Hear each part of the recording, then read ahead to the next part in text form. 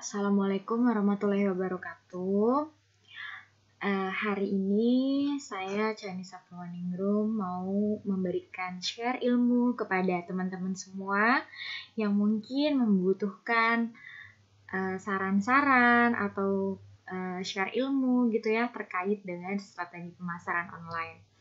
Jadi sebenarnya materi ini akan saya bawakan ketika saya menjadi pembicara di salah satu komunitas entrepreneur.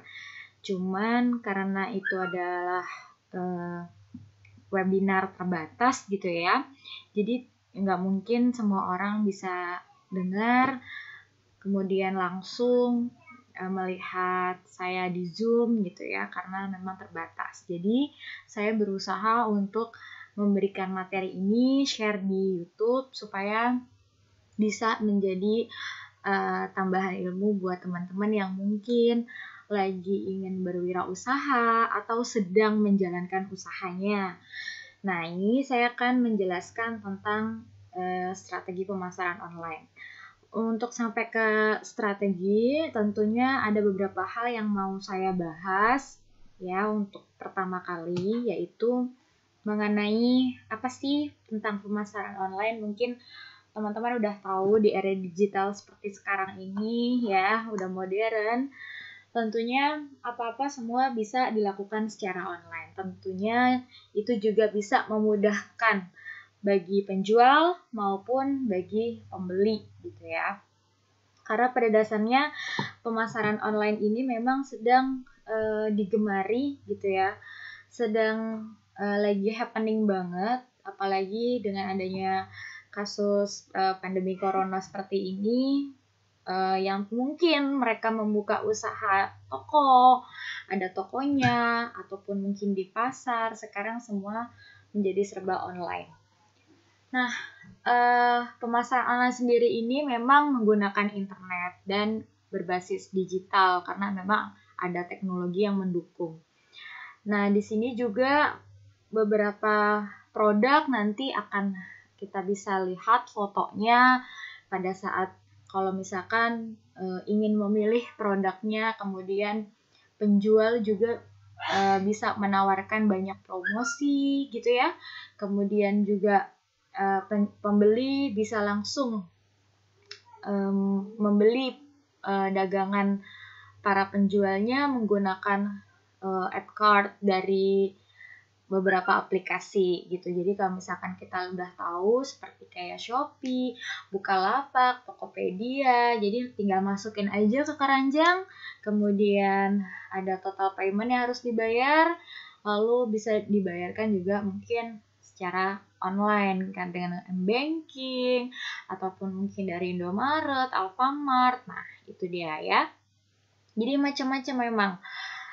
Karena platform sekarang ini untuk yang menjual banyak hal, bukan hanya sekedar makanan gitu ya, tapi bahkan sampai hal-hal yang mungkin kita nggak kepikiran itu kok bisa ya dijual gitu. Seperti misalkan ada jasa pembuatan stiker, jasa cuci sepatu tapi online, kemudian jasa make up tapi online. Nah, itu dia. Jadi sekarang banyak jasa online yang bukan hanya produk barang, tapi jasa juga banyak sekali. Nah, itulah yang dinamakan dengan pemasaran secara online. Menggunakan sebuah platform digital yang menunjang sebagai teknologinya dari internet. Nah, kenapa sih kita perlu memasarkannya secara online? Tentunya pengguna internet, kita lihat ya, peluang saat ini di era modern, digital, pengguna internet itu meningkat gitu kan. Karena semua orang, hampir saya rasa semua orang itu punya gadget, punya handphone yang mungkin bisa langsung tersambung. Ya, ada yang masih 4G, tapi kan tetap aja bisa internetan gitu ya. Ada yang juga sudah 4G dan banyak sekali. Nah, mereka ini tentunya sebagian orang yang udah melek dengan teknologi pastinya juga memiliki kebutuhan gitu ya. Dengan adanya aplikasi-aplikasi ini penunjang bisnis kita seperti Shopee, Bukalapak dan teman-temannya itulah ya yang mungkin menjadi peluang bisnis kita juga untuk bisa memasarkan baik itu produk ataupun jasa. Nah, kemudian tentunya dengan adanya pemasaran secara online juga membuat lebih efisien dan efektif ketika kita berbisnis ya. Contohnya kita tidak perlu membuka sebuah beneran toko gitu ya. Kita tidak perlu bayar sewa toko, kita juga nggak perlu bayar listrik toko ataupun membayar gaji karyawan yang mungkin terlalu banyak gitu. Kita juga bisa menangani bisnis kita sendiri. Tapi kalau misalkan bisnis kita udah lumayan besar, tentunya kita butuh orang-orang yang mungkin bisa ngebantu bisnis kita untuk jadi adminnya gitu, karena nggak mungkin bisa kalau udah besar bisnisnya dilakukan dengan sendiri. Tapi ini dengan secara online lebih efisien dan efektif gitu, karena kita juga bisa pangkas ini kan iklan tentunya. Nah, kemudian pelanggan juga dapat mengakses kapanpun dan dimanapun, nggak terbatas sama waktu. Biasanya kalau kita ke mall, itu mall tutup jam 9 gitu ya, atau jam 10. Bahkan dengan adanya pandemi corona kayak gini, mungkin jam 8 sudah ditutup. Dan bisa dibuka dari jam 11 pagi. Seperti itu, beberapa mall kan seperti itu. Nah, kalau yang namanya kita memasarkan secara online, otomatis para pelanggan kita bisa akses itu dimanapun lagi ngapain, juga bisa mengakses untuk membeli barang dagangan kita. Bahkan ketika udah malam ya, udah mau tidur, masih tetap bisa shopping kan, seperti itu. Jadi ini adalah suatu peluang buat kita yang jauh lebih besar untuk mendapatkan otomatis profit atau keuntungan yang lebih besar. Nah, kalau misalkan kita lihat juga saat ini yang tadi saya bilang, tidak hanya ada produknya gitu ya, tapi beberapa jasa juga sudah bisa dipasarkan secara online. Misalkan bisnis makeup deh gitu ya, karena kan saya juga bisnisnya makeup gitu ya. Bukan membuat makeup produk ya, tapi kita makeupin orang tapi dengan menggunakan suatu aplikasi, dan itu bisa banget. Itu ada aplikasinya. Jadi kayak memasarkan jasa makeup kita untuk bisa digunakan atau bisa tersebar luas dengan menggunakan aplikasi makeupan. Nah, atau makeupan ya biasanya gitu. Nah, itu bisa juga menjadi sebuah alternatif. Ternyata sebuah produk yang itu adalah jasa dalam tanda kutip, ternyata bisa juga ya dipasarkan secara online. Jadi jangan berpikiran kalau mau berwirausaha itu harus produk gitu ya, harus barang, harus buat barang atau menjualkan barang gitu. Tapi ternyata apa yang kita bisa juga bisa dijadikan sebuah produk online gitu. Jadi jasa pun bisa sekarang. Walaupun masih banyak platform-platform yang mungkin nggak aware sama produk-produk jasa gitu ya, karena ada juga yang mungkin bikin sendiri aplikasinya gitu ya. Ada orang yang mungkin aware sama produk jasa, akhirnya dia bikin aplikasi sendiri. Nah, itu boleh kalau misalkan memang ada basically dia bisa membuat sebuah aplikasi untuk produk jasanya dia. Nah, kemudian gimana sih caranya kita untuk memulai bisnis kita nih, yang bagi kita yang masih mungkin pemula atau baru-baru atau mungkin nggak tahu harus apa ya yang harus saya lakukan gitu. Yang pertama ya, kita mau namain bisnis kita itu apa. Ya, intinya kalau misalkan kita punya sebuah perusahaan, ya pasti ada namanya juga dong. Nah, begitu juga dengan bisnis kita. Walaupun di online shop, pasti ada nama tokonya. Itu kan? Ada nama tokonya. Terus kalau di online shop, mereka akan tanya, ini dikirimnya dari mana? Alamatnya walaupun itu di rumah juga, ya kalau perlu harus disertakan. Karena untuk identitas sebuah organisasi atau perusahaan, walaupun itu misalkan ya perorangan gitu ya. Kalau masih baru-baru masih perorangan. Tentunya kita juga harus punya visi misi nanti ke depannya, walaupun itu bentuknya perusahaan, usaha perorangan atau itu juga harus difikirkan, karena yang namanya visi misi dari sebuah perusahaan ataupun usaha perorangan itu sangat menentukan kita juga, kita bahkan achieve apa gitu. Kita ada yang diinginkan gitu loh ya, untuk kedepannya nanti aku akan seperti ini, perusahaan aku akan begini. Nah, apa yang harus dilakukan, jadi kita udah tahu kalau kita mau bisnis kita lebih berkembang lagi, otomatis visi misinya juga kita harus memikirkan 10 tahun ke depan kita mau jadi apa sih bisnis kita gitu. Yang ketiga itu ada struktur organisasi. Walaupun kalian misalkan bisnisnya baik itu secara online atau real gitu ya, beneran ada tokonya, ini perlu dibikin supaya nanti ketika kalian udah punya bisnis yang agak lumayan besar gitu ya, mereka tahu job desk mereka masing-masing, mereka tahu cakupannya mereka masing-masing tuh bidangnya bagian apa. Jadi kalau misalkan kita punya orang-orang yang menunjang bisnis kita, ada misalkan bisnis pakaian gitu ya, ada yang bagiannya dia marketingnya, kita harus taruh dia di marketing. Ya udah, berarti di struktur organisasi kita dia adalah misalkan kepala bagian marketing gitu, atau manajer marketing kita. Ada yang bagiannya keuangan. Kenapa saya tekankan harus seperti itu? Karena biar orang-orang yang bekerja sama kita atau yang ngebantu kita tahu tanggung jawabnya di mana gitu ya, tahu tanggung jawabnya di mana, tahu job description-nya apa gitu. Yang keempat itu kita harus menentukan yang namanya nama produk kita, baik itu jasa maupun beneran produk ya. Nah, kemudian mereknya apa sih dari setiap produk dan jasa kita gitu ya. Nama produk kita misalkan ada kasur bayi, nah mereknya apa, banyak kan nggak mungkin dinamain mereknya itu kasur bayi. Nah, branding image itu kuat, harus kita pikirkan, harus kuat banget sama identik dengan kita, identik dengan produk kita ya.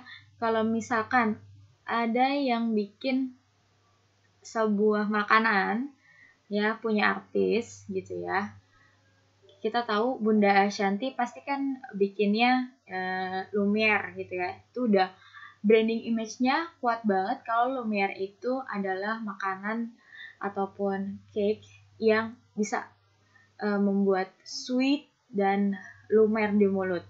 Dari namanya aja Lumiere gitu kan. Nah, itu kayak brand image-nya tuh kuat banget. Nah, sama kalau kayak kita membuat suatu produk yang kira-kira apa ya yang bisa bikin ini bakalan dikenal banyak orang gitu. Nah, itu harus difikirkan tuh secara matang ya, karena nggak mungkin sebuah produk kita cuma namain hal-hal yang mungkin biasa aja, biar supaya orang-orang itu keinget, oh ya ini produknya si ini produknya si ini gitu, atau brandnya ini nih gitu, jadi akan teringat. Nah, buatlah produk yang bisa mudah diingat oleh orang lain. Kemudian kita harus tahu ya kompetensi keahlian bisnis kita itu di bidang apa. Tentunya kalau misalkan kita tahu kita punya keinginan misalkan punya usaha di bidangnya makanan, udah kita tekunin itu, karena ya udah kita bisanya di bidang makanan. Kalau misalkan kita mau merambah ke bidang yang lain, kompetensi yang lain, ya it's okay asalkan memang mampu. Tapi kalau misalkan kita memang tidak yakin akan hal itu, lebih baik kompetensi kita, keahlian yang dimiliki sama diri kita ya disesuaikan gitu dengan diri kita sendiri, yang sebagai orang yang punya usaha, orang yang berwirausaha. Saya mampunya make upin orang, bukan buat produk make up misalkan kayak gitu. Tapi ada juga orang yang make upin orang lain, tapi dia juga punya kesempatan untuk bikin make up sendiri, ada kayak gitu ya. Jadi harus tahu keahlian daripada diri kita sendiri sebagai wirausaha dan juga keahlian dari usaha kita gitu. Bidangnya tuh apa? Mau makanan berarti it's okay, semua serba makanan. Mau pakaian, semua serba pakaian. Pakaiannya mau yang seperti apa? Pakaiannya juga banyak-banyak macamnya gitu ya. Ada yang mungkin pakaian muslimah, pakaian musim dingin, pakaian untuk bekerja, pakaian ibu melahirkan. Jadi tahu arahnya akan kemana gitu ya. Setelah itu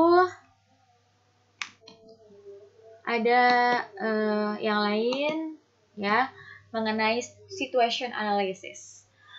Kita harus menganalisis banyak hal. Memang yang perlu difikirkan itu banyak hal. Yang pertama SWOT analysis.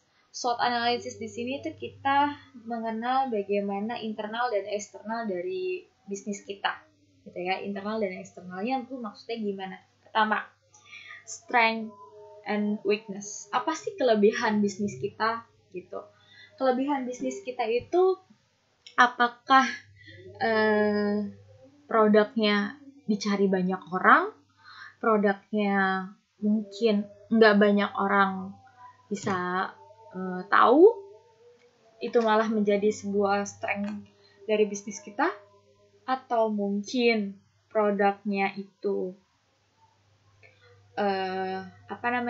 sulit dicari, maka itu adalah kekuatan dari bisnis kita. Nah, kita harus tahu apa sih kekuatan dari bisnis kita ini gitu. Dan yang kedua itu weakness, kekurangannya apa?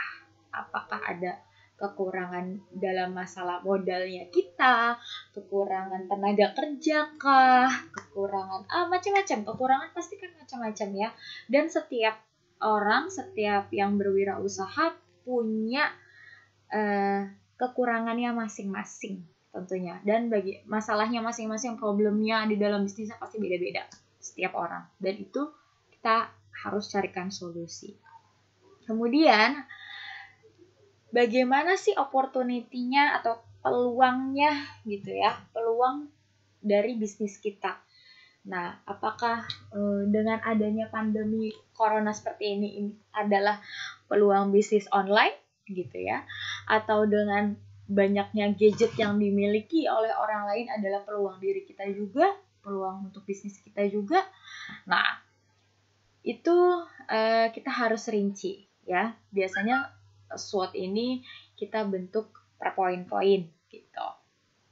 Kemudian threats, ancaman itu bisa dari luar. Jadi kalau SW itu bisa dari internalnya, kekurangan dan kelebihan internal perusahaan ataupun internal usaha kita, dan opportunity and threats itu dari luar atau eksternalnya ya.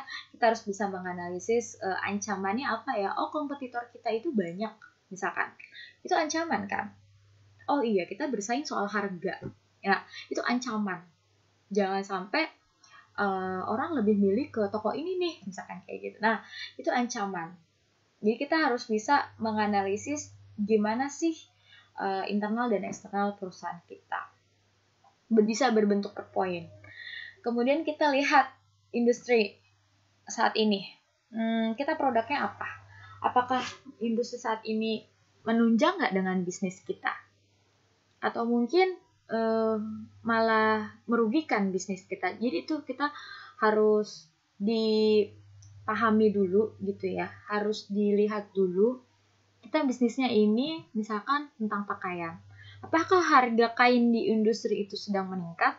Kalau harganya dari industri aja kain udah meningkat, otomatis penjualan pakaian juga akan meningkat. Tentunya beberapa jenis kain pasti beda-beda itu harganya kan.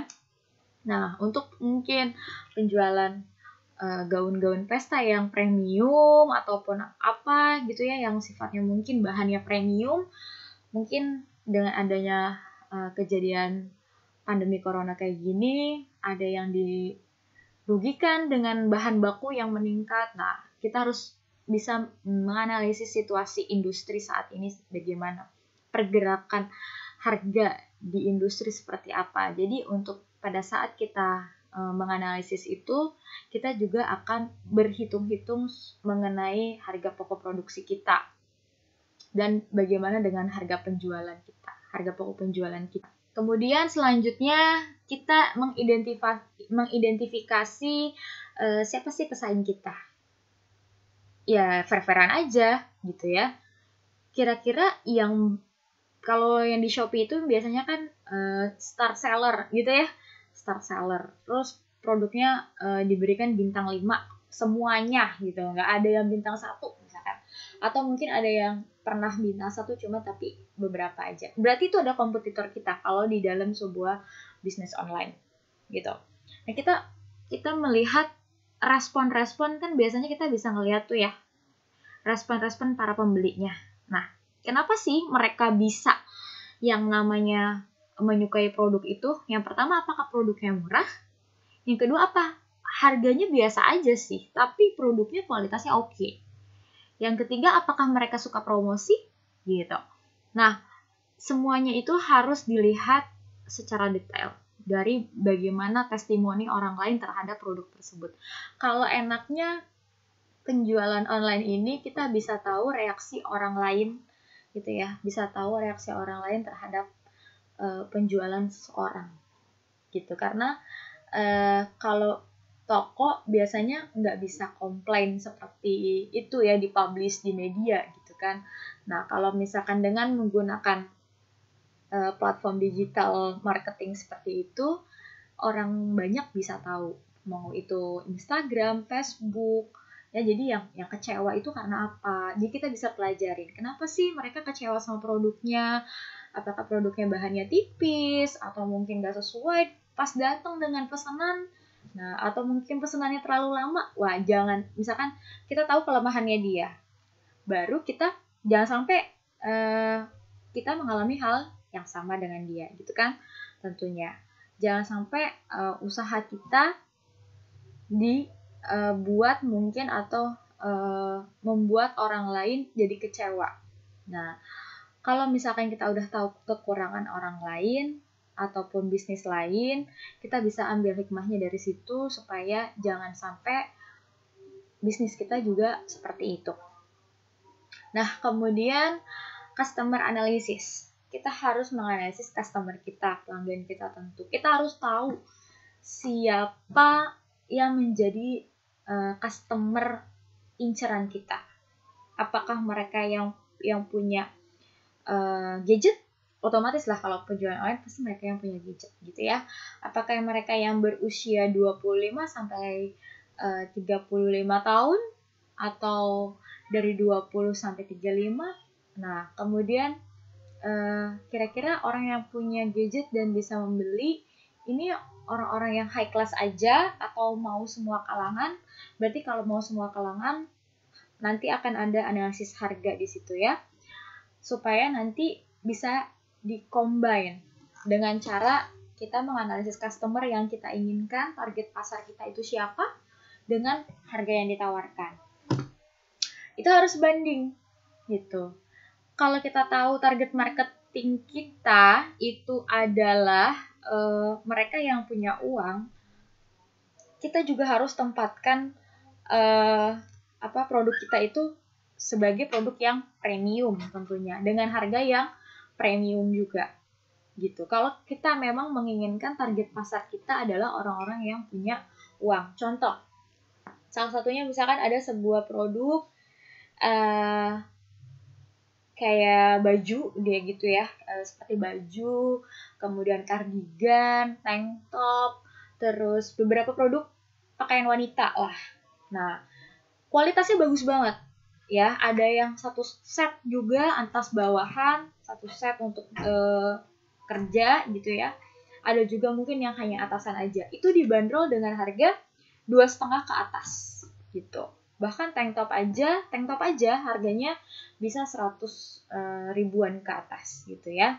Jadi kita tahu target pasar kita tuh di mana. It's okay, nggak apa-apa kalau kalian menginginkan target pasar kalian itu adalah orang-orang yang mungkin high class atau mungkin daya belinya cukup tinggi. It's okay, tapi kalian juga harus perhitungkan dengan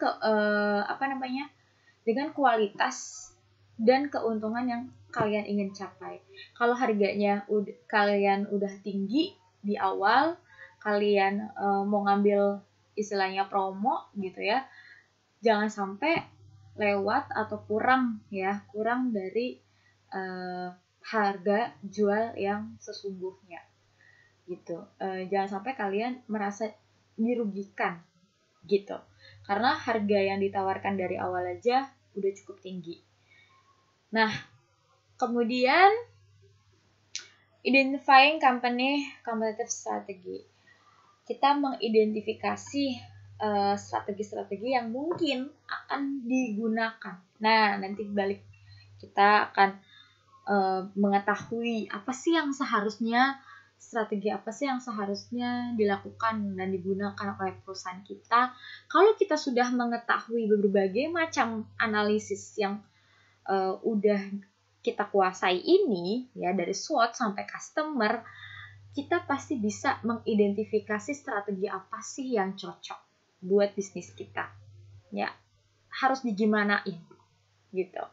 Nah, nanti kita akan masuk ke bagaimana strateginya, ya. Tapi sebelum itu kita bahas tentang produk dan marketnya. Nah, yang tadi saya jelaskan, merek itu memang membuat orang lain akan teringat gitu ya. Makanya dari itu di dalam sebuah marketing, produk itu emang paling utama. Gimana sih produknya gitu.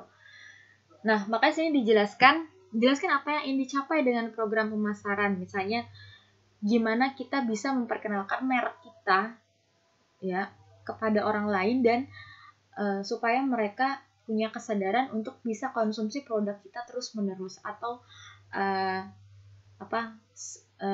mereka membelinya dengan mungkin secara kontinu. Itu menjadi pelanggan utama kita. Nah, mungkin misalkan kalau yang beberapa bisnis punya tagline, nah ada tagline-nya, mungkin kalian juga boleh membuat itu supaya mereka teringat dengan tagline kita, mereka akan membeli secara kontinu dan mereka memang butuh, dan mereka merasa produk kita ini atau merek kita ini bisa dipercaya dengan kualitasnya gitu. Nah, kemudian setelah itu mengenai segmentasi. Nah, yang tadi saya bilang, siapa sih konsumen kita? Gitu ya. Mau yang seperti apa? Kita harus tahu segmen-segmennya, ya, apakah masyarakat menengah ke atas, masyarakat menengah ke bawah, pelanggan kita yang mungkin banyak beberapa produk yang dia agak khusus gitu ya. Apakah misalkan kita produknya kursi roda gitu ya, contoh. Pasti orang-orang yang beli kursi roda itu yang memang membutuhkan, seperti dia ada sakit, atau mungkin dia lemah fisik, bukan sakit tapi lemah fisiknya atau keterbatasan fisik. Nah, tentunya kita harus tahu karakteristik dari calon pelanggan kita atau pelanggan kita. Kemudian mereka yang membeli beberapa produk khusus seperti alat bantu dengar ataupun yang lain-lain ya, macam-macam. Nah, kita harus tahu itu memang bukan untuk semua kalangan gitu ya. Ada karakteristik tertentu. Bahkan bukan hanya itu saja, produk-produk yang biasa seperti misalkan baju tidur, kemudian baju anak-anak. Ya, kita tahu, oh ini baju anak-anak yang saya jual ini premium nih. Harganya 200.000 satunya, kan nggak mungkin kalau karakteristik orangnya itu yang menengah ke bawah gitu kan. Untuk mungkin lebih baik 200.000 untuk makan gitu kan daripada untuk membeli sebuah pakaian kan gitu. Berarti segmentasi saya adalah masyarakat ya menengah ke atas tentunya, yang punya penghasilan bisa 1 bulannya 10 juta, 7 juta gitu ya. Jadi memang ditargetkan seperti itu. Kemudian target market kita mau bahas tentang bagaimana kita memasarkan gitu ya. Nah, di sini ada produk yang beberapa produk itu dijualnya ya udah cuma satu jenis gitu ya. Makanan, misalkan makanan yang mengandung coklat, walaupun ada beberapa pilihan rasa, tapi mereka satu jenis. Ya udah dessert aja gitu misalkan ya. Ada salah satu contoh dessert yang enak juga dengan harga range 75.000 ke atas, 65 sampai 80 ribuan satu boxnya. Nah, mereka hanya jual itu gitu loh. Mereka hanya jual itu dan hanya jual minuman ya yang menunjang bisnisnya. Ya, atau misalkan mereka ada juga yang menjual beras aja ya, diproduksi secara besar-besaran untuk seluruh pembelinya. Nah, itu satu jenis produk. Ada yang mungkin jualnya misalkan kebutuhan pokok, apalagi gas. Ya udah, mereka cuma jualan gas aja. Nah, secara online misalkan, atau daging sapi secara online mereka produksi. Nah, itu bisa satu jenis produk aja ya. Tapi kalau misalkan ada beberapa jenis produk yang mungkin beraneka ragam, berlebih ya, berarti dia termasuk ke dalam pemasaran yang ada beberapa produknya dijual kepada seluruh pembeli. Kemudian ada juga yang mungkin pemasarannya atau targetnya ke segmen-segmen tertentu yang tadi saya bilang, untuk kursi roda ya, hanya untuk kalangan-kalangan tertentu aja, atau mungkin ada produk-produk lain yang mungkin hanya untuk orang tertentu. Nah, atau misalkan kursi khusus gaming. Nah, itu kan hanya untuk orang-orang yang mungkin memang bidangnya itu adalah gamer gitu. Jadi kalau misalkan dipakai sama kita yang kurang cocok atau bagaimana, tapi kalau mau dipakai ya silahkan juga. Tapi mungkin kayak misalkan alat bantu dengar sih ya lebih ini banget, lebih masuk banget karena itu kan segmennya emang khusus gitu. Kemudian bagaimana tentang strategi pemasarannya ya? Oke. Nah, ini kita udah sampai ke strateginya. Yang kita tahu di dalam strategi pemasaran ini ada beberapa yang perlu dicermati gitu ya, untuk melihat bagaimana strategi yang akan kita ambil. Yang pertama dari produknya. 4P itu termasuk produknya, price-nya, place-nya, dan promotion-nya. Ini penting banget untuk kita mengambil sebuah keputusan gitu ya. Bagaimana strategi kita memasarkan produk kita. Tentunya dari keempat ini nanti kita akan lihat satu per satu. Oke, dari yang pertama, strategi produk. Ya, kita menetapkan produk yang diinginkan. Nah, ya udah kita tentuin tuh produk yang kita pengen jualin itu apa sih, yang ingin ditawarkan tuh apa ada barangnya atau jasa gitu yang ditawarkan, desain kah, atau mungkin make up ya, atau mungkin apapun itu ya, macam-macam. Nah, itu bisa dipasarkan secara online. Nah, kalau kita udah menetapkan produk tersebut ya, udah menetapkan, oh saya akan menjual 5 variasi produk gitu ya. 5 variasi produk ini atau 5 jenis produk ini nanti yang akan saya jualkan, kita potret atau kita foto.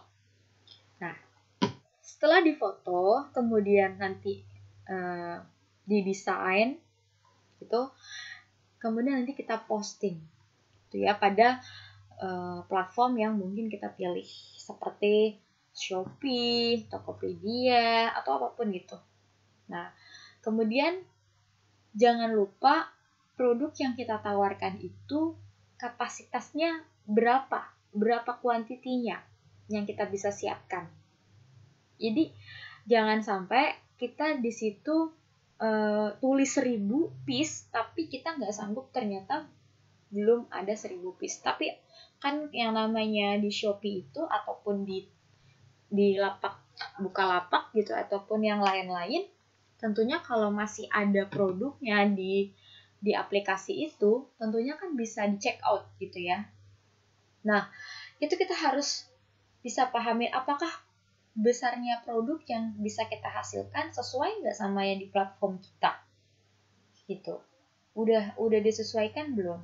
Nah, kalau misalkan kita memang bisanya menyiapkan hanya 100 piece, tulislah 100. Jadi nanti ketika mereka membeli, mereka nggak akan kecewa kalau harus produknya ntar ya dibikin dulu apa gimana, kecuali yang memang harus menunggu seperti PO ya, pre-order, dan mereka udah tahu konsekuensinya harus nunggu. Tapi kalau untuk yang memang kelihatannya itu produknya sudah jadi tapi mereka suruh nunggu, nanti akan takutnya kecewa. Nah, kemudian bagaimana strategi brandingnya? Kita mengenalkan ke orang lain tentang produk kita loh, gitu ya. Nanti buat apa seperti itu? Biar orang lain merasa butuh dengan produk kita, orang lain merasa aware dengan produk kita. Oh iya nih, ternyata produk ini bermanfaat banget ya buat kita, gitu. Ini namanya mereknya ini loh, kualitasnya bagus nih. Nah itu kita bikin bagaimana mereka bisa tertarik dengan produk kita dulu.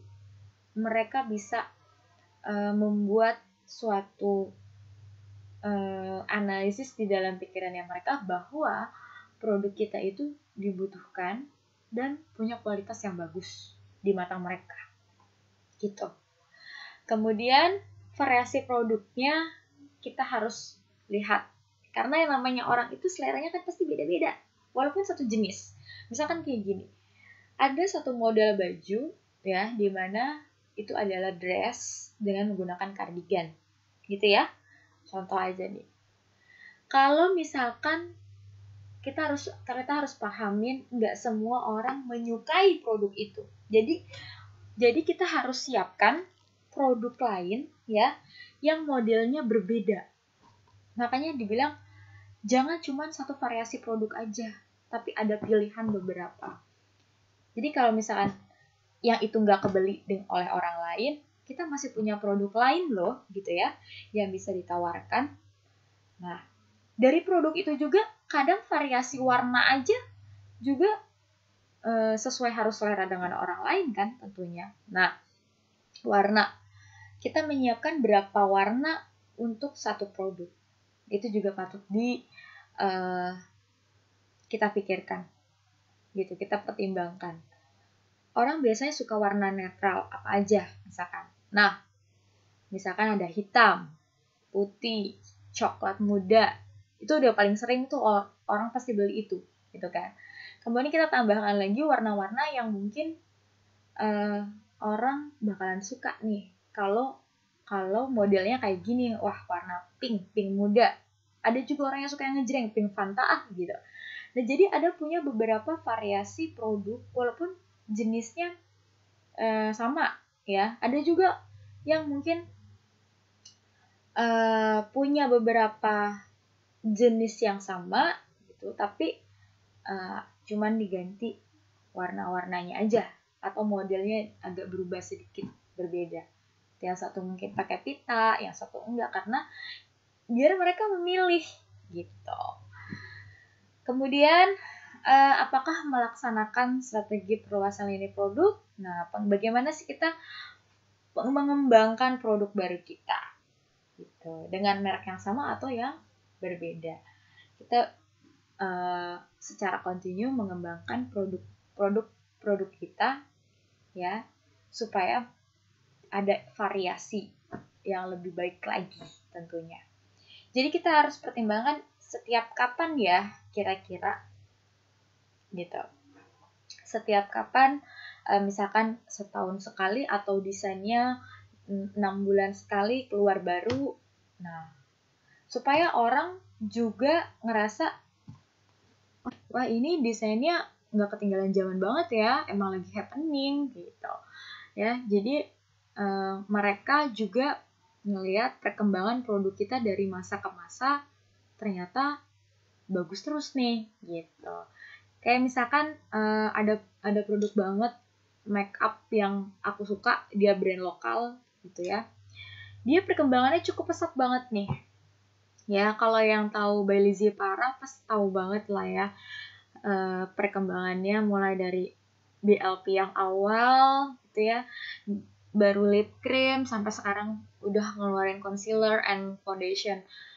Itu juga dijualkannya secara online kan gitu, by Lizzie Para BLP. Walaupun pertama kalinya kan secara online, sekarang udah ada tokonya. Nah itu kan berkembang. Bagaimana yang tadinya dia punya platform sendiri, websitenya sendiri, kemudian masuk ke platform orang lain, ke Shopee, kemana-mana. Nah, kemudian dia bisa punya tokonya. Itu bisa dikenal seperti itu pencapaian luar biasa sih buat Lizzie Para gitu. Karena kan dia basically adalah makeup artist gitu ya. Terus bisa produknya itu bisa happening, bisa berkembang, terus banyak juga orang yang suka, bahkan sekarang sudah punya tokonya sendiri di mana-mana istilahnya gitu kan. Nah, itulah yang perlu dikembangkan karena mereka terus berinovasi. Kemudian harga. Nah, kalau mengenai harga, kita harus lihat kita mau menetapkan harganya itu berdasarkan apa. Ini macam-macam ya, macam-macam banget kalau soal harga. Yang pertama, apakah melaksanakan strategi berdasarkan biaya yang dikeluarkan atau berdasarkan permintaan si pasar atau orang-orang yang mungkin akan menjadi calon pembeli kita gitu ya.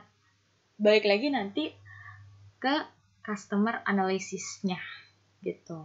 Apakah mereka yang menjadi customer kita itu adalah orang-orang yang high class, mampu, atau mungkin orang yang nggak mampu, kita harus tahu ya. Jadi itu nanti disesuaikan. Nah, disesuaikannya gimana? Kita harus menyadari produk kita ini apa sih gitu. Produk kita ini punya kualitasnya seberapa. Kalau misalkan punya kualitasnya nggak bisa bersanding dengan brand-brand yang udah ternama gitu ya, jangan menetapkan harga malah di atas brand yang udah ternama. Kenapa? Nanti bisa jadi bumerang. Misalkan kayak gini, kita produksi make up gitu ya, ada nih gitu kan, ada nih produksi make up punya artis ya.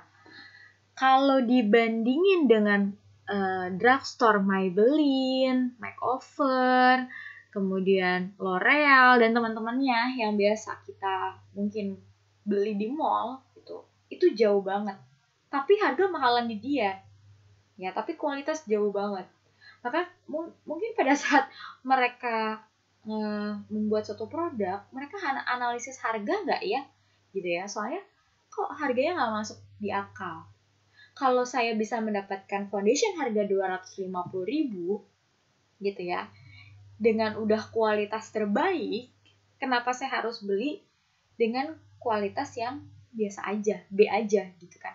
Nah, itu kita harus sadarin, bukan hanya sekedar kita jualan brand gitu ya, jualan merek, tapi bagaimana kita jualan suatu produk yang bisa bersaing dengan produk lain. Apalagi ini soal harga. Orang kalau yang namanya soal harga, kualitasnya jauh, orang akan yang lebih murah dan bagus. Benar nggak? Ya? Iya dong pasti. Kalau ada produk yang lebih bagus, lebih murah, ya udah mereka akan tertarik untuk membeli produk tersebut. Makanya itu benar-benar patut dipikirkan. Ya, kita mau menetapkan harga itu berdasarkan pasar, bagaimana keadaan di pasar gitu ya, bukan pasar dalam arti tempat ya, bukan, tapi masyarakat gitu.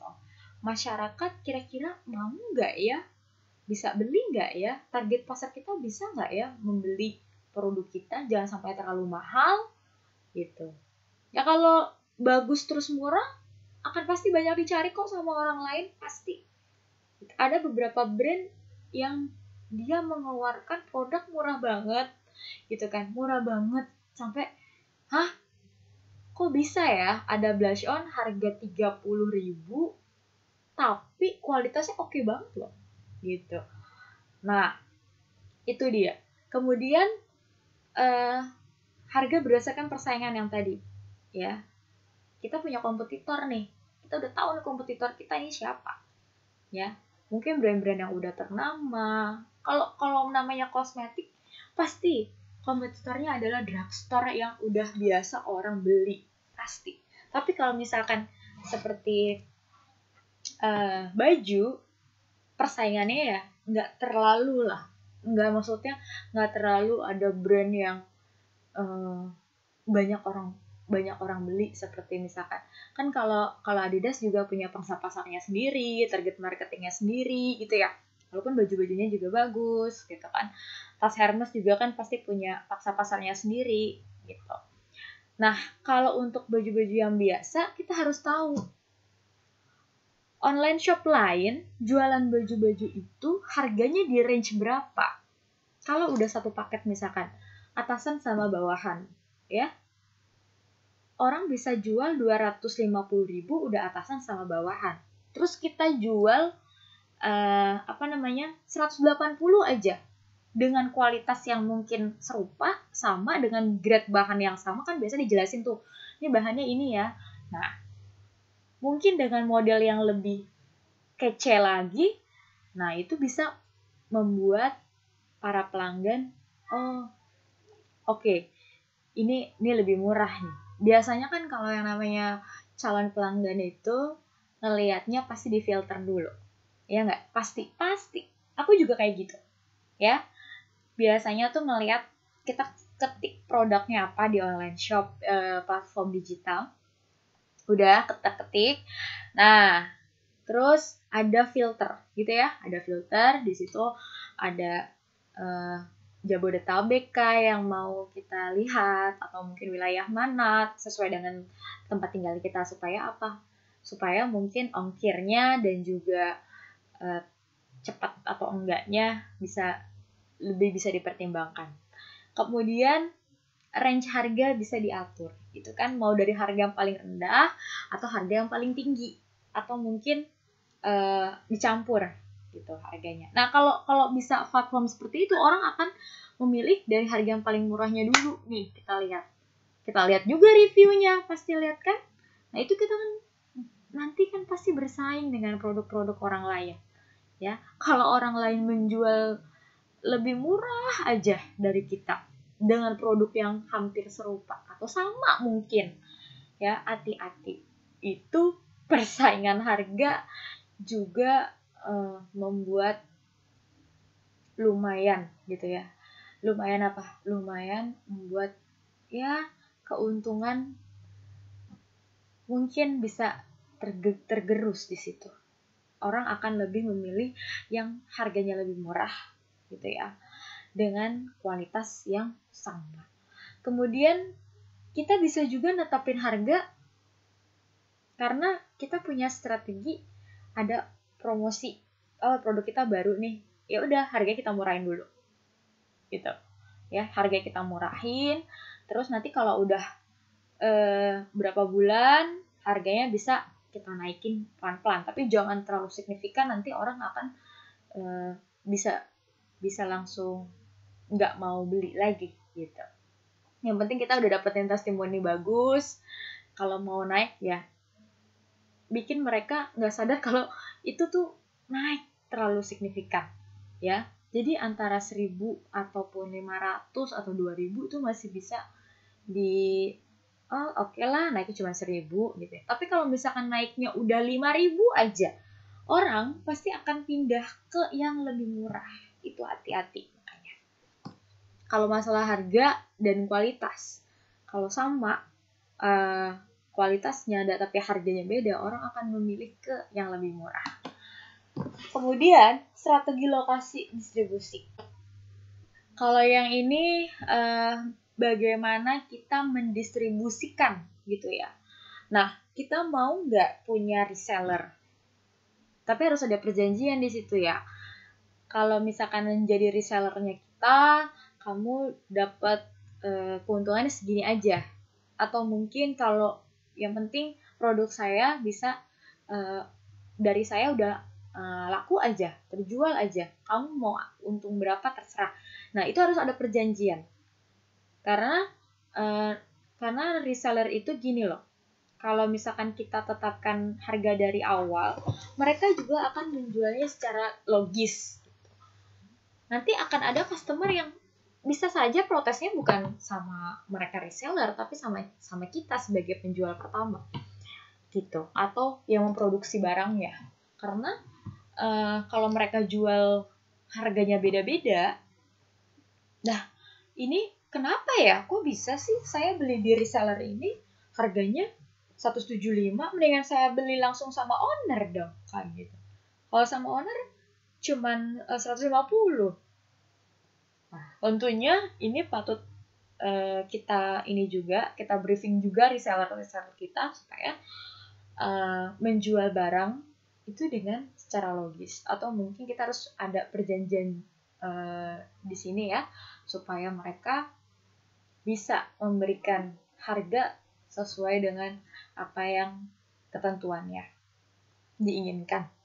Nah, tapi bisa juga kita punya strategi membuat sebuah diskon atau potongan harga, atau mungkin hadiah kepada para reseller kita.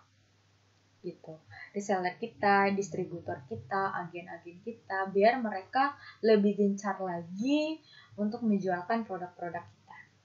Kalau misalkan harganya, kalau jadi reseller harganya jadi 150 misalkan gitu, mau dipakai sendiri atau mungkin mau dijual lagi terserah, pokoknya kalau kamu beli sama saya misalkan 150.000, kalau kamu mau jual silahkan di angka 180. Nah, itu udah promo sebenarnya ya, itu udah potongan harga.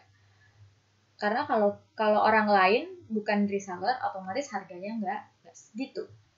Nah, itu strategi kita juga supaya kita bisa banyak agen atau banyak orang yang mungkin ngambil produk kita dengan jumlah yang banyak. Jadi tanggung jawab kita mengenai marketing itu kita bisa bagi-bagi gitu. Jadi kita nggak terfokus untuk gimana caranya ngejualin produk setiap bulannya harus sekian. Tapi reseller ataupun distributor udah langsung pada setiap bulan udah langsung pada nyetok tuh gitu. Biasanya sih yang produk-produk kayak gini yang penjualannya itu udah lumayan banyak ya, dia punya produksinya itu udah bisa banyak karena mereka akan stok lebih banyak gitu. Kalau misalkan ada sebuah krim gitu ya, krim buat kecantikan gitu ya, resellernya itu dari mana-mana ya, mulai dari Aceh sampai dengan ke Makassar, sampai pokoknya Indonesia bagian timur lah gitu ya. Berarti dia harus memproduksi dalam jumlah yang cukup banyak dan dia harus kuat akan hal itu. Karena reseller akan stok paling tidak per bulannya adalah 100 piece, 200 piece gitu. Atau 200 paket kecantikan. Itu harus diperhitungkan. Kira-kira sanggup atau tidak kita berbisnis sampai sejauh itu. Kalau kita memang mau melakukan cara reseller, distributor, dan sebagainya. Kemudian kita juga bisa memberikan insentif langsung kepada konsumen kita gitu lah, secara langsung.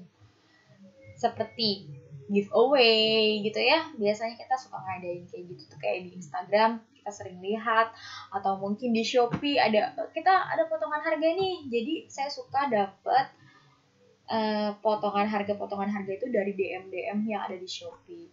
Nah, Itu mungkin sebagai bentuk insentif untuk customer atau konsumen supaya bisa membeli produknya mungkin cukup sering atau apa. Jadi pelanggan-pelanggan yang udah cukup sering biasa ditawarin lagi.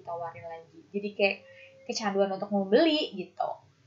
Nah, kemudian selain dari potongan harga, kita sebagai produsen ya ataupun penjual memberikan sebuah kemudahan dalam sistem pembayaran ya.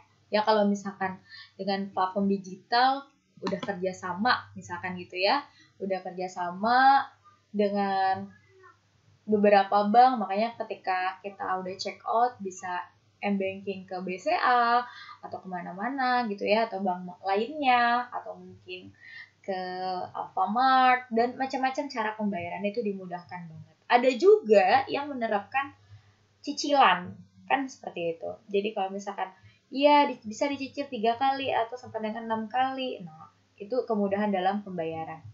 Kemudian selanjutnya ada strategi bagaimana kita mempromosikan produk kita. Yang pertama, ya tentunya iklan. Nah, iklan di sini bisa macam-macam nih, ya. Bisa dengan menggunakan desain yang menarik, gitu ya, desainnya menarik nih iklannya. Kemudian dengan menggunakan orang lain sebagai public figure iklan kita juga bisa. Karena kalau yang namanya online shop itu bukan cuman di ini aja kan ya, bukan cuman di platformnya aja ya seperti Shopee dan teman-temannya, tapi ada juga yang online shop di Instagram. Mereka yang punya online shop di Instagram itu karena mungkin tidak ada jaminan seperti di platform lain gitu ya. Gimana caranya untuk menarik pelanggan dan mereka percaya? Biasanya mereka suka endorsement artis-artis atau mungkin selebgram atau mungkin beauty vlogger dan lain-lainnya. Nah, biasanya kalau yang dibeli banyak orang itu yang Hanes review sih kalau menurut saya. Karena ada beberapa dari mereka yang udah di endorsement tapi tidak menggunakan produknya secara langsung. Jadi cuma ya udah iklanin aja gitu tanpa tahu produknya itu sebenarnya apa, kandungannya apa, kemudian beneran ngefek nggak di diri dia gitu.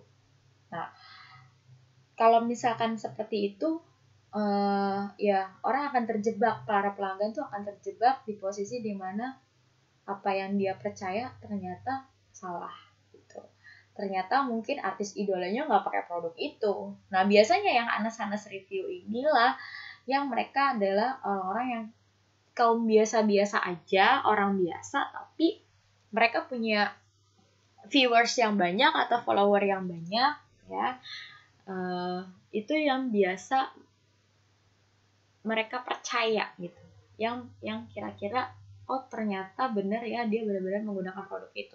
Biasanya mereka-mereka yang orang-orang biasa aja lah malah yang Hanes review. Kalau misalkan emang nggak suka ya nggak cocok ya bilang nggak akan pakai produk itu gitu. Kemudian promosi penjualan ya, bisa mempromosikan misalkan beli 2 gratis 1 gitu ya, atau mungkin harganya lagi ada turun ya, jadi banyak macamnya kalau promo penjualan. Kemudian bisa bikin sebuah acara, nah dan pengalaman misalkan kita bikin family gathering untuk para pengguna produk ini atau makan bersama dengan selebgram, kemudian ada acara kecantikan, nah itu kan sebagian dari promosi. Kemudian hubungan masyarakat dan publisitas. Nah, biasanya yang dikenal gitu ya, produk yang dikenal oleh banyak orang, tentunya kalau masyarakat udah pada banyak tahu.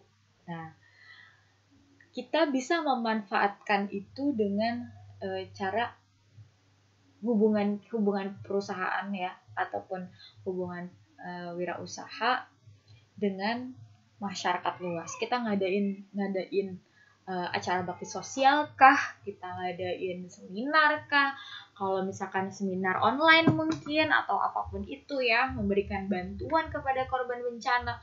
Nah, itu nanti ada foto-fotonya, dan foto-foto itu bisa kita posting sebagai bentuk ternyata usaha kita ini punya hubungan dekat dengan masyarakat, supaya mereka tahu gitu. Oh, ternyata produk ini baik juga ya gitu. Tapi bukan hanya sekedar pencitraan ya, bukan cuma sekedar pencitraan, emang kita membuat kayak gini tuh supaya produk kita bisa dikenal banyak orang, walaupun bakti sosial dan segala macam. Nah, itulah yang dilakukan banyak para pengusaha muda sekarang gitu. Ya misalkan kayak ini produk ini menyumbangkan masker gitu ya, atau kalau misalkan beli produk kita dapat masker, nah gitu, dapat masker gratis. Nah, itu kan buat memperkenalkan produk kita, tapi ada hubungannya ke masyarakat juga. Kemudian pemasaran langsung ya, seperti kayak misalkan dari surat atau email. Kalau surat kayaknya udah nggak mungkin ya zaman sekarang, paling email gitu. Bisa memasarkan secara dari email, kemudian dari internet, kita bikin website gitu ya, bisa juga dari telepon, tapi kayaknya paling WA gitu kan ya, WA.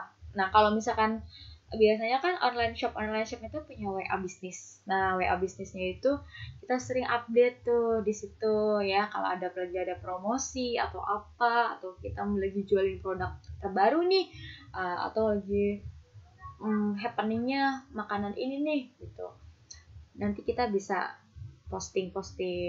Kemudian di medsos juga seperti itu. Jadi medsos yang kita punya, medsos pribadi maupun medsos para karyawan kita atau beneran medsos punya perusahaan kita atau jasa kita, produk kita, itu bisa di-share.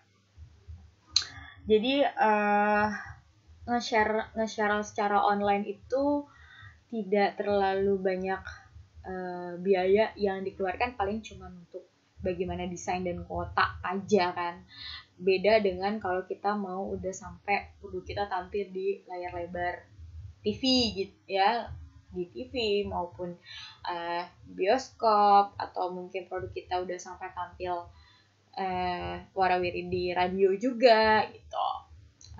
Kalau misalkan udah kayak gitu, berarti produknya udah cukup punya nyalih gitu ya, biaya, karena untuk sampai ke media-media besar tentunya punya biaya yang cukup mahal. Makanya kalau misalkan penjualan secara online lebih efisien dan efektif karena langsung tepat sasaran, dan juga bisa diakses kapanpun, karena kan medsos, internet segala macam bisa diakses kapanpun. Kemudian bisa penjualan secara pribadi, kalau misalkan ada salesnya ya, terus para penjual kita bisa menjualkan. Biasanya kalau di Instagram tuh kayak ada IGTV ya, ya mereka akan promosi, para sales kita itu promosi, atau mungkin admin kita juga bisa promosi produk-produk kita gitu.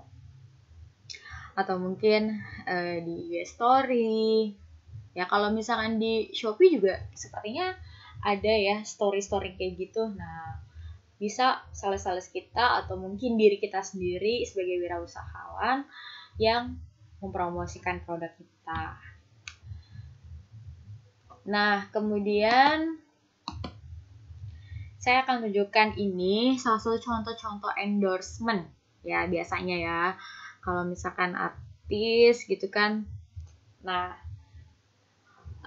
mau pakai atau nggak pakai, biasanya ya udah sih dilirik gitu ya sama para penggemarnya tentunya. Apalagi kalau udah fanatik, apa yang dipakai sama artis, gue juga pengen dong kayak gitu, gue juga harus punya tuh kayak gitu, misalkan kayak gitu ya. Iya, kalau dipakai bagus juga, belum tentu kalau dia yang pakai bagus juga kan. Nah itu, jadi tapi kalau misalkan artis, kita harus lihat juga, harusnya para pelanggan juga bisa melihat apakah artis-artis ini benar-benar menggunakan produknya. Tapi ini cukup efektif sih, gitu.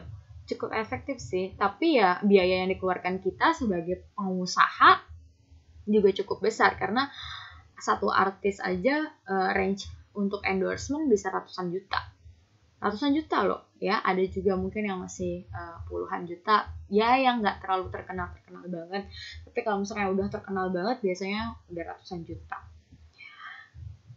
Kemudian ini yang saya bilang Bailey Zipara atau BLP ya, yang produk lokal gitu, produk lokal tapi bisa bersaing dengan produk-produk yang udah kita tahu dari luar, drugstore, udah ternama, udah dikenal banyak orang, tapi ini bisa bersaing gitu. Nah, dia melakukan pemasaran secara online ya, baik itu dari website maupun dari Shopee. Tuh, ya. Kemudian ini contoh-contoh promosi penjualan. Ini contoh-contohnya, misalkan harga-harganya ini kalau Senin sampai Jumat jam segini sampai jam segini harganya segini gitu. Ya, jadi ini berlaku untuk para paket pelajar. Nah, kemudian ini yang di tengah minuman ya, ini berlakunya hanya sekian, tanggal sekian ya, cuma 1 hari aja. Nah, beli 2 dapat 3. Nah, bisa pilihannya ini promosi juga. Ini juga sama ya, paket daging buat lebaran. Nah, kalau harganya mulai dari sekian, nah itu promosi. Nah, ini contoh-contoh kalau misalkan kita bikin acara, contoh aja ini ya, bikin acara kecantikan, produk kita misalkan make up, bikin acara kecantikan, kita panggil makeup artist gitu. Atau kalau misalkan produk kita bukan makeup juga bisa panggil orang-orang yang memang kompetensinya di bidang itu. Kita bisa panggil sebagai, bisa jadi pembicara atau inspiring, atau mungkin artis-artis yang memang menggunakan produk kita bisa jadi inspiring gitu. Nah, gimana tentang bisnis online? Kalian pada suka atau enggak?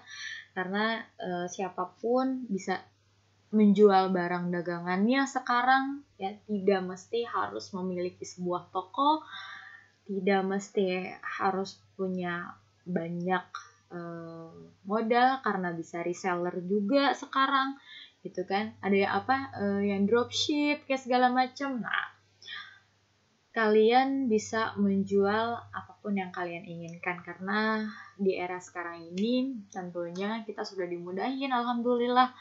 Nah, semoga ilmu ini bisa bermanfaat buat kalian semua yang mungkin terbesit akan atau mau gitu ya menjalankan usaha online. Atau mungkin ya saya akan pikir-pikir dulu gitu kan, nanti akan usahanya mau apa ya gitu.